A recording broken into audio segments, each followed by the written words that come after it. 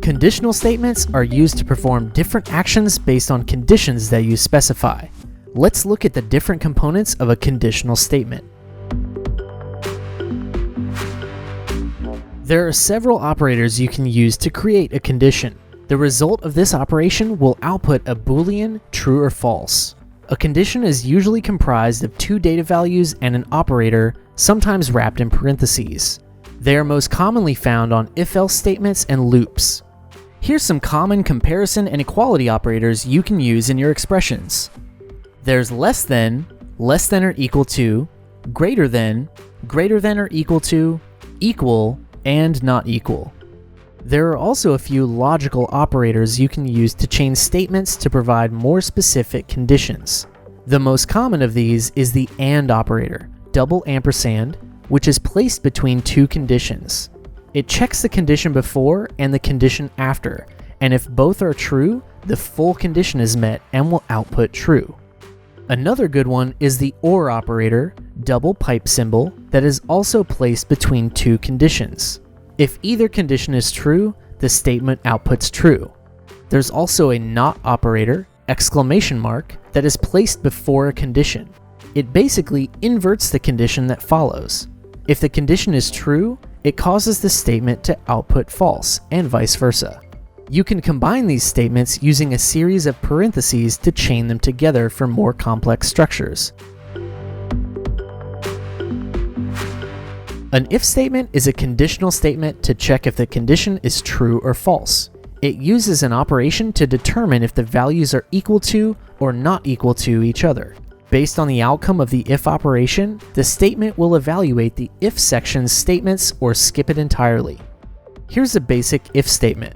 The condition is evaluated to see if A is greater than B. If it is, the statement inside the curly brackets will be evaluated. If the condition is false, the curly brackets are skipped and the expression moves to the next line.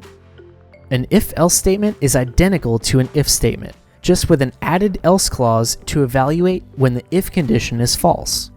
This example checks to see if A is greater than B. If so, the statement's curly brackets are evaluated and the else curly brackets are skipped. If the operation is false, the if statement's curly brackets are skipped and the else curly brackets are evaluated instead. An if, else statement looks and sounds pretty complex, but it just adds a secondary else if condition in between the first if condition and the last else clause from before.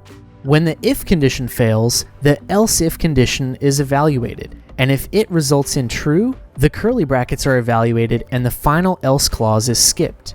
You can include as many else if statements as you like between the if and the else conditions. The ternary operator, or inline if statement, is a compact and efficient form of the conditional statement. When working with simple values, it's a great way to clean up code. The condition is evaluated as a Boolean, true or false, and then evaluates the corresponding statement based on the outcome. So if the condition is true, the first value or statement after the question mark is used. Otherwise, the second value after the colon is used instead. You can use this to rewrite the earlier condition statement like this.